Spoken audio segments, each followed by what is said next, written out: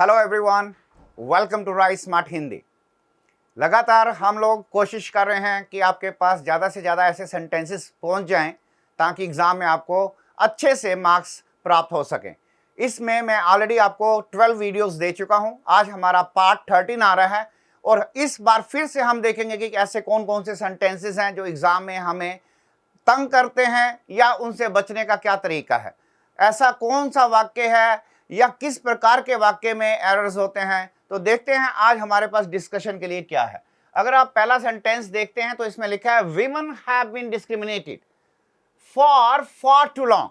अब यहां पर फॉर से कभी कंफ्यूज मत हो जाना। ये फॉर आप देख रहे हैं यहां पर टाइम को रिफ्लेक्ट करने के लिए, टाइम को बताने के लिए किया जा रहा है। ये फॉर एक इंटेंसिफायर है, ठीक है, जोर देने के लिए कहा जा रहा है। टू लॉन्ग यानी कि बहुत लंबा समय। एनीवे, पहली बात यहां पर फॉर में यानी यहां पर इस जगह पे कोई एरर नहीं है। आपको ध्यान क्या देना होगा एग्जाम में कि अगर आप डिस्क्रिमिनेटेड वर्ड का यूज कर रहे हैं, डिस्क्रिमिनेट, ठीक है, तो उसके साथ आपको अगेंस्ट का यूज करना होता है। तो यहां पर डिस्क्रिमिनेटेड अगेंस्ट होना चाहिए था, राइट। तो आप ध्यान दीजिएगा कि अगर एग्जाम में डिस्क्रिमिनेटेड वर्ड दे रखा है तो उसके साथ आपको एक प्रेपोजिशन अगेंस्ट का इस्तेमाल करना होगा। तो इस तरह से आप नोटिस कर सकते हैं कि हमारे बी पार्ट में एरर है और जब भी ऐसा कोई वाक्य आएगा तो आप आसानी से वहां पर एरर फाइंड कर सकेंगे। ऑलराइट, आगे देखते हैं सेंटेंस नंबर 2 में। Even our doctor is down with a flu. अच्छा सेंटेंस है, एग्जाम में इसमें गलती पकड़ना थोड़ा सा मुश्किल हो जाता है। सिर्फ ध्यान क्या देना है कि यहां पर लिखा है कि डॉक्टर हमारा जो है वो भी डाउन है विद अ फ्लू। आप याद रखिए, या तो आप सिर्फ फ्लू शब्द का इस्तेमाल करें, या तो आप सिर्फ फ्लू शब्द का इस्तेमाल करें, या फिर आप क्या कर सकते हैं, द फ्लू, राइट। आप यहां पर आ फ्लू का इस्तेमाल नहीं करेंगे। तो ये एक छोटा सा पॉइंट है जहां पर गलती होने की संभावना हमेशा बनी रहती है। और मुझे उम्मीद है कि आपको ये सेंटेंस अगर एग्जाम में इस टाइप का कोई भी फ्लू के ऊपर आता है तो आप आसानी से डील कर पाएंगे। ऑलराइट, आगे देखते हैं सेंटेंस नंबर 3।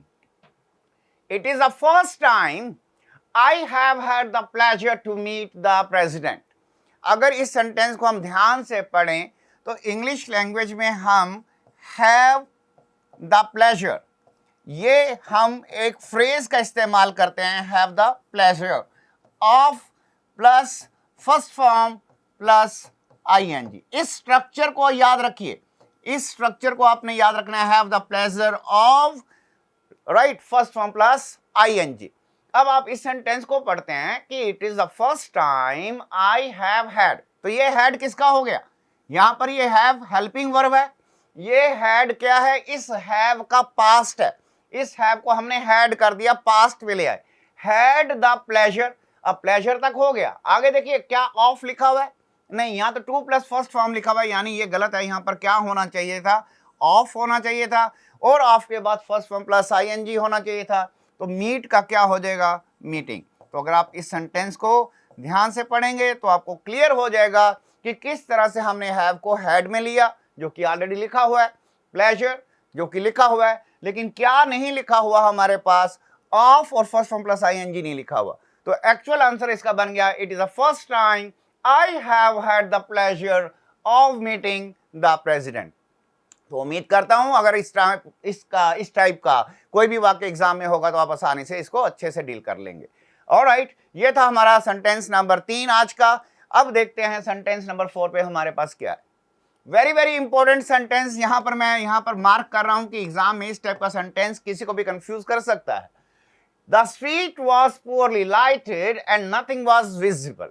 जो गली थी, स्ट्रीट जो थी, वहां पे रोशनी कम थी, पुअरली लाइटेड लिखा हुआ है। आपको याद रखना है जब आप एज अ वर्ब यूज कर रहे हैं तो लाइट का थर्ड फॉर्म यहां पर आप लाइटेड यूज नहीं करें, आप LIT लिट वर्ड का इस्तेमाल करें। The street was poorly lit and nothing was visible.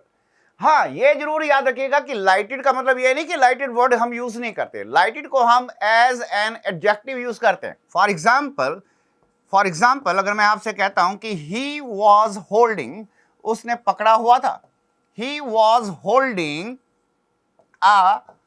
यहां पर देखिए मैंने क्या वर्ड लिख दिया, लाइटेड लिख दिया। He was holding a lighted cigarette, ध्यान से देखिए यहां पर सिगरेट क्या है। आपने देखा सिगरेट क्या है, सिगरेट एक नाउन है, और नाउन को अगर हम मॉडिफाई करते हैं तो किससे मॉडिफाई करते हैं, एक एडजेक्टिव से। तो यहाँ पर लाइटेड क्या है, तो आपने नोटिस किया यहाँ पर लाइटेड एक एडजेक्टिव है, इस वजह से आपने नोटिस कर लिया होगा अच्छे से कि लाइटेड हम कब यूज करने वाले हैं, अगर उसके साथ नाउन होगा तो। एज अ वर्ब यूज करना होगा तो लाइटेड की बजाय आप लिट वर्ड का इस्तेमाल करेंगे। तो कहीं ना कहीं ऐसा कोई भी वाक्य होगा तो एग्जाम में आपको इससे मदद जरूर मिलेगी। आगे देखते हैं sentence number 5। A large number of horses and swines were sold there। तो पहली बात तो ये ध्यान रखना है सभी बच्चों ने कि जब भी हम आ नंबर की बात करते हैं, ध्यान से देखिएगा, आ और नंबर, आ नंबर होने पर हेल्पिंग वर्ब प्लूरल आएगी, जो कि वर लिखी हुई है, बिल्कुल ठीक है। अगर हम एग्जाम में दा नंबर की बात करेंगे तो याद रखिएगा सभी बच्चे कि दा नंबर होने पर आपको हेल्पिंग वर्ब कौन सी यूज करनी होगी, आपको हेल्पिंग वर्ब सिंगुलर का यूज करना होगा। दा नंबर होने पर हेल्पिंग वर्ब सिंगुलर, आ नंबर होने पर हेल्पिंग वर्ब प्लूरल, जो कि लिखी हुई है। अब बात आती है तो फिर इसमें क्या है, तो हमने देखा यहां पर हॉर्सेस एंड स्वाइन्स लिखा हुआ है, तो यहां पर हॉर्सेस यानी एनिमल्स है, स्वाइन्स भी एनिमल्स हैं, तो यहां स्वाइन्स की जगह स्वाइन होना चाहिए। जब हम स्वाइन शब्द का इस्तेमाल जब पिग के लिए करते हैं, एनिमल के लिए करते हैं, तो स्वाइन्स वर्ड नहीं होता, स्वाइन होता है। इंग्लिश लैंग्वेज में स्वाइन्स वर्ड पॉसिबल है अगर इस शब्द का इस्तेमाल ह्यूमंस के लिए कर दिया जाए, एब्यूजिव भाषा में यूज कर दिया जाए, ठीक है, डेरोगेटरी सेंस में यूज कर दिया जाए। अगर हम कहते हैं कि दे वर फाइटिंग लाइक स्वाइन्स, तो हमने देखा कि यहां पर हम दे किसके लिए लगा रहे हैं, ह्यूमन बींग्स के लिए लगा रहे हैं, कि वो दोनों फाइट कर रहे थे स्वाइन्स की तरह। तो अगर आप इसको नेगेटिव टर्म में यूज कर रहे हैं तब आप स्वाइन्स का यूज करते हैं। अगर ये एनिमल के लिए यूज हो रहा है तो आपको स्वाइन्स नहीं, स्वाइन का इस्तेमाल करना होगा।